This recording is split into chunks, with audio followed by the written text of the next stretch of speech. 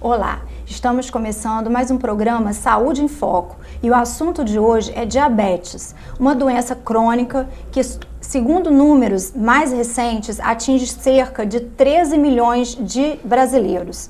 O pior, desses pacientes, cerca de 50% não sabem que têm diabetes. Aqueles que sabem, em torno de 30% não conseguem ter um controle adequado. O quanto a aceitação e busca de informação sobre a doença, além de um tratamento regular e multidisciplinar, interferem na qualidade de vida desses pacientes. Para a gente conversar sobre isso, estamos recebendo aqui no estúdio minha paciente, Luciana Vivório, e sua filha, Isis Vivório. Luciana já é minha paciente há alguns anos e tem 35 anos de diabetes.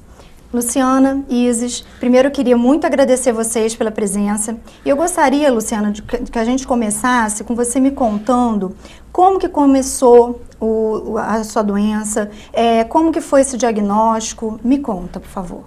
Bom, tudo começou quando eu fui me casar, eu fiz o plano nupcial e a minha glicose deu uma alteração, 125. Então, né... Se eu, naquele período que teria um médico, queria conversar comigo, que eu não consegui falar com ele, eu poderia ter evitado muitas coisas. Mas aí, depois, o que aconteceu? Eu fiquei grávida, me casei, e na gravidez, aí apareceu, no final eu apareceu a diabetes. Aí... Ou seja, assim, o seu diagnóstico, inicialmente, você teve um exame de sangue que estava alterado, mas que não foi valorizado, né? E mais pra frente, durante a gestação da Isis, no caso, né? É que você realmente recebeu o diagnóstico de diabetes. Nesse período que eu fiz esse pré-nupcial, que eu conversei na época com o médico, né? Que solicitou o exame, tudinho, ele até pediu, tirou açúcar. Só que ele falou, tirou açúcar. Aí a glicose baixou para 110. Que sabemos que não é... Mas há 35 anos, 110 ainda era até considerado um valor normal, porque isso depois mudou. Né? Aí eu me casei, né? Aí tá tudo normal. Me casei, engravidei e no final da gestação apareceu... É que ela aumentou bastante, assim, ela ficou em quanto? Ficou em 156, por aí, foi 156. Aí ele mandou, aí ficou assim, né, meio... Aí foi que foi feito realmente o diagnóstico de diabetes. Ele ficou meio apavorado. Aí ele foi e mandou, para com tudo, faz dieta, em uma semana, aí eu, sem saber, né, porque você fica sem saber o que você vai fazer, o que eu faço? Eu não sei. Aí, tira massa, tira açúcar, mas eu tirar açúcar, né? Aí eu fui tirei tudo. Mas você fez tudo por conta própria. Por conta própria. Porque Luciana, até assim, interrompendo você um pouco, mas você falou coisas que são muito importantes da gente estar chamando a atenção dos telespectadores, que é o seguinte, você sentia alguma coisa quando você fez esse primeiro exame que deu 120 e pouco? Não. Tá, e mesmo depois, você também não sentia nada que de repente te fizesse alertar que você estava com algum problema? Não, nunca senti nada. Então, essa que é a grande questão. O diabetes é uma doença silenciosa. Então, os pacientes, eles estão bem, eles não estão sentindo nada e... eles já estão com a doença e já estão expostos às complicações dessa doença por não estarem sendo diagnosticados e tratados. E mesmo depois da gestação, você também não sentia, né, nada que chamasse, que alertasse. E uma outra questão que você falou que é importante também, é essa questão de que você foi fazendo as coisas meio do jeito que você achava que era. Você, na época, você não teve uma orientação mais detalhada, né? Na realidade, eu deveria ser encaminhada a um endócrino, né, para começar um tratamento e nutricionista também para orientar a sua alimentação. Com certeza, para orientar. Só que eu não tive isso. Eu tiro açúcar. O negócio é tirar o açúcar. A orientação era essa, né? Tira açúcar. E hoje a gente já sabe que a alimentação do diabético, ela não é especificamente só tirar açúcar. Tem muito mais coisa que tem que ser vista, orientada para o paciente ficar bem controlado. Durante a sua gestação, você precisou usar insulina? Não. Não.